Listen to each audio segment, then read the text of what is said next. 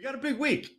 We got a big week in pro wrestling, and I felt like I needed to crack the mic on a couple different topics, mainly the ESPN news from yesterday, Tuesday, August 25th, where madness ensued on social media and in the WWE internet community, which really, we really can't use IWC as a term anymore, right?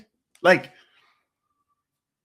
that's just the wrestling community. And it's not just for pro wrestling, but it's everywhere. That's like, the NFL being like, well, we have to worry about our internet NFL fans. It's like everyone's on the internet right now. So all wrestling fans are. So all wrestling fans are the IWC. I digress. Anyway, here's the deal. Yesterday, there was some news reported that ESPN was not going to renew their content partnership with WWE. Okay? Reasonable. Kind of. More on that in a minute. And then probably about 2 hours later, ESPN responded to that report and said it's completely false and we haven't made any decisions on it yet. And there you go. That's it. Not true.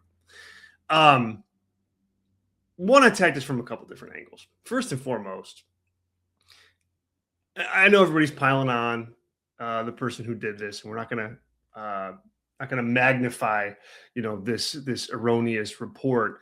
But it's not news. It's not news.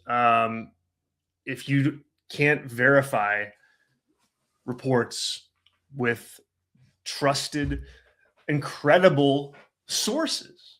And so, yeah, on one hand, it's like you never want to see anybody get beat up and rolled on social media and piled on social media. That's not fun to watch either. But at the same time, there has to be some due diligence put into putting reports out there and stating them as reports when really they're just hunches. And those are two different things. You can have a hunch and then you can actually have a report on something, and they're two completely, different things, and words matter. The bottom line is words matter. This person had a hunch. They didn't have a report, and the consequences are what they are. So that being said, we need to do better. And that's why I hope that you stick with us here at Brasherie Media. We try to do things the right way and comment on them the right way as well. So appreciate that and appreciate that trust. Wanted to get that out there because that was a narrative around my space today or yesterday, I guess, and today still too. And so I definitely wanted to touch on that. That being said, of course, ESPN has not decided whether or not they're going to renew their deal with WWE yet. I mean, come on. That's part of the reason why I rolled my eyes at the report, because it's like, no, they're not. They haven't decided anything. I wrote about this up in the Brasherie Media newsletter, brasheriemedia.com on Substack. You can check it out. Wrote all about it. And we're going to go a little bit deeper here. But why would ESPN make that decision right now? Even if they are just livid with the results, even if the results of the partnership and the WWE performance is just, like 50 times worse, 100 times worse than they expected or that they forecasted.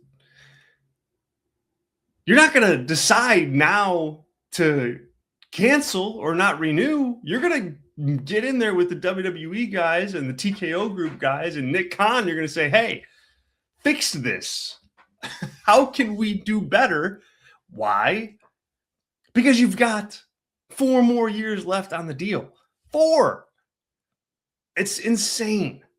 It's insane to even consider.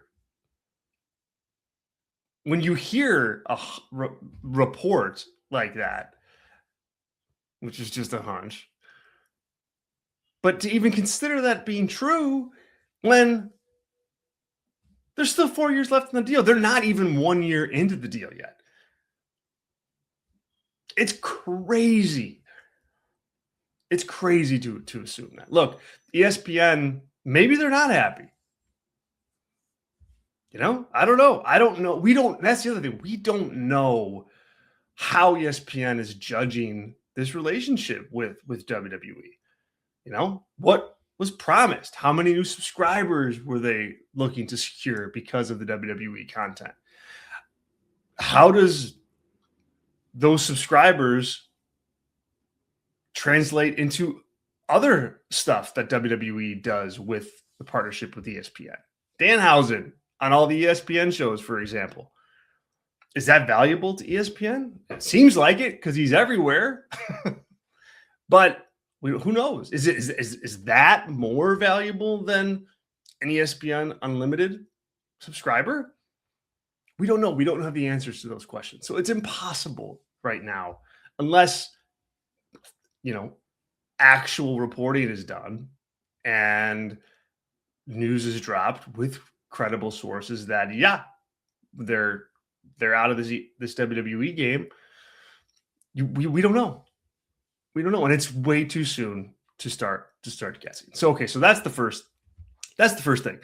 We're not even 1 year in. They got 4 years left to go.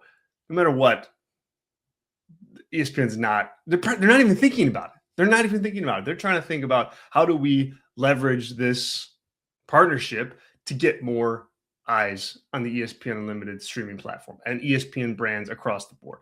That's what they're worried about. That's what they're thinking about. They are stuck with this for 4 more years. They're not just going to let it sit there and go, oh, well, we're going to cancel anyway. So, no, that's not going to happen. That's not what they're doing. Now, here's the other reason why this is just not a thing. That concludes the free portion of the podcast. You can continue listening and get complete versions of all Brass Ring Media Pro Wrestling podcasts by becoming a paid subscriber on Substack. It costs less than $3 a month to do so. And as a paid subscriber, you get paid subscriber only columns and plenty of other content throughout the week and throughout the month. Thank you so much for your consideration, and we hope to earn your business.